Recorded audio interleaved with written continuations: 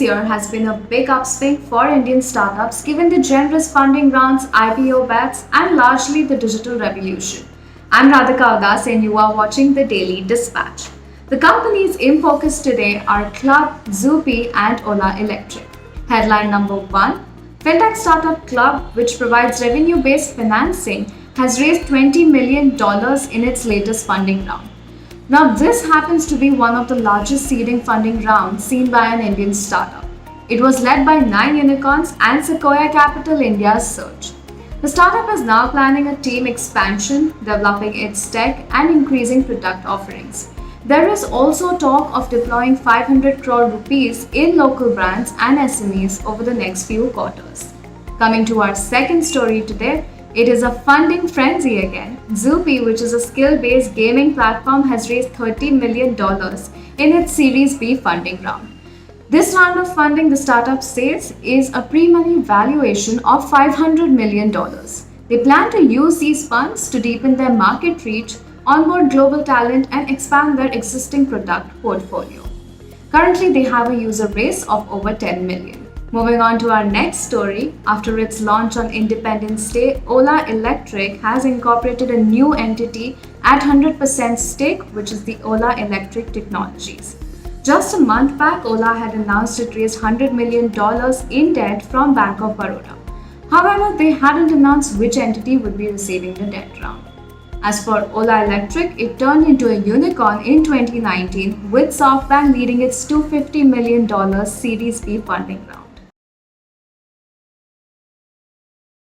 Well, moving on to our second segment, I have with me a company that's been very active in the logistics space. I have with me Sugam Jain from Shiplet. Thank you very much, Mr. Jain, for joining us today on the Daily Dispatch. I want to begin by asking you about the last couple of months. It seems that logistics as a space has clearly taken off. And I want to understand from your perspective in terms of what kind of scenario are you seeing that's shaping up amid this pandemic? Right. Priya, thank you for having me on the show. When the first lockdown came in, it brought a lot of challenges. Nobody knew what is happening. And, we were on a very, rapid growth trajectory before the pandemic. And suddenly everything went bust and, all the deliveries stopped and all the shipping was banned because nobody could get out.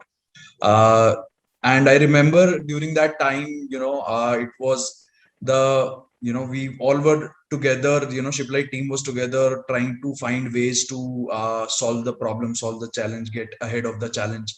Once the delivery lockdown was lifted by the government, I think probably 45 days, 60 days after the initial lockdown, we remember doing the deliveries, amidst the zones. There was a zone system implemented, the red, green, and orange zones.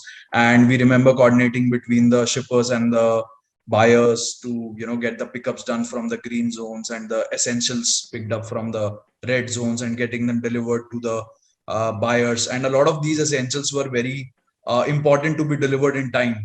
Buyers were waiting, they couldn't go out, and they were really depending on us and the deliveries for these goods that they purchased. And the challenges being, adopting to a work from home model has been I think a big learning for all the companies, not just us.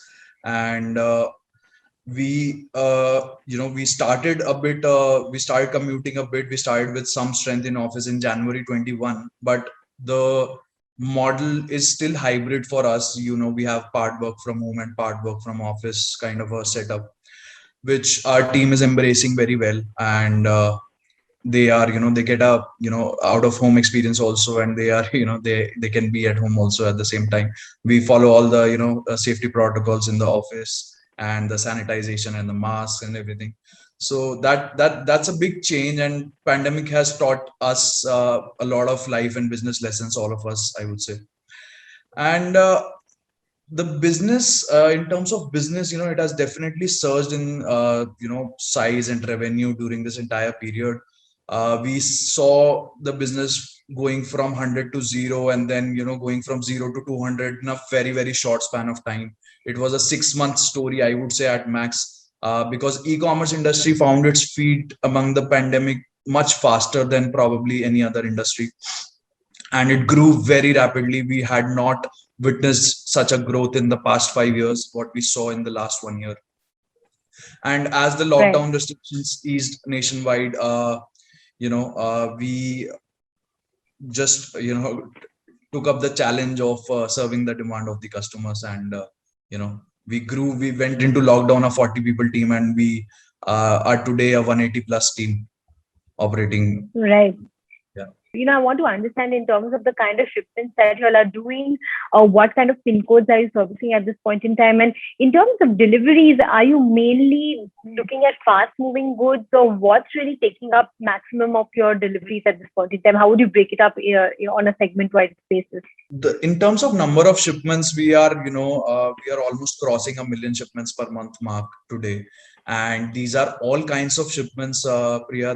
They are not limited to a category. If you ask me a major category or a minor category, I couldn't place a number on that, because we have a lot of apparel going, FMCG going out, and electronics, and the most popular e-commerce categories there. We are even heavy categories like furniture, home decor, and we have seen a lot of growth in the furniture category, office furniture being ordered at home. So because people are setting up the workstations in a work from home environment, that is one category we have seen a lot of growth in. And of course, the essentials category, the inherent behavior of consumers has changed. That earlier way, consumer who used to go out and buy the grocery has completely shifted to a online ordering model, and there's been a lot of such consumers who are not preferring to go out of the house if absolutely not necessary.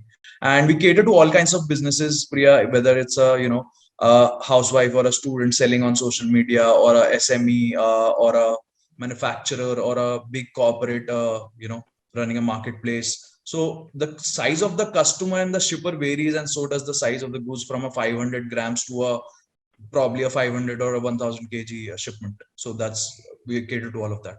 Regina, I want to understand in terms of what your focus areas are going to be in this financial year in FY22. If you could highlight what the top three focus areas for Shiplight will be. So for this financial year, what we're seeing is that businesses during the lockdown, businesses have gone from local to national, and now we are seeing a lot of momentum for the businesses from going national to global. Even the government is pushing a lot of export strategies, and promoting policies, easing the regulation for exports in favor of exports industry. So we are very, very aggressive on the exports market. We are focusing on the cross-border e-commerce piece of things. We have launched our in-house asset-light carrier by the name of Shipmax, and that's one area of focus for us. Second would be a sort of a same-day delivery model, where the customer demand has, the customer behavior has changed, the demand has changed, and customers expect a very fast today. If they order at night or in the morning, we aim to deliver this these orders on the same day of the order. So that's what we are trying to provide to our merchants, so that they can fulfill the customer demands and expectations. Lastly, I think another area of focus would be to develop the tools and technology at a faster pace, and bring in more automation into operations. So a merchant's business is resilient, is not very dependent on whether the office is open or closed. So it's not very, very dependent on external factors. So we are bringing in more automation in the entire logistics process for a business. Right. I want to understand in terms of funding. I believe $1 million is what you had recently raised. What kind of fund requirements do you have at this point in time? Will you be looking at raising another round of funding anytime soon? So Priya, we have always been a bootstrapped company. We started in June 2016, and since then we have not raised any money. We have been profitable since October 2017, and the reason for raising this round, was the market scenario changed completely, and to support the robust growth and the out of proportion growth, we needed this growth capital. And right now also we are a profitable business. We are just investing this capital into product development and marketing, a faster marketing and sales cycle, and to acquire more customers, more shippers, and allow them to run the logistics efficiently for their business. Regarding, I would say for the next round of funding, I can't comment right now when we would be looking, or if we are looking right now, or so. Yeah. All right. A final question before I let you go. In terms of revenue and growth numbers, what kind of revenues are you anticipating at the end of FY22? Are there some numbers that you have in mind? Definitely, Priya. So we have in recent times become one of the fastest growing logistics player, in the industry. And today we have more than 100,000 registered merchants working with us. And by the end of, I would say, financial year 22, we are looking to surpass a 150 crore number in terms of revenue, and probably somewhere around 1.5 to 2 million shipments, in that range. We are also looking to we are actively investing in ancillary logistics companies for inorganic growth as well, and we are building a robust logistics product portfolio. All right. On that note, we wish you all the very best. Thank you very much for joining us today, and thank you so much for speaking with the Daily Dispatch.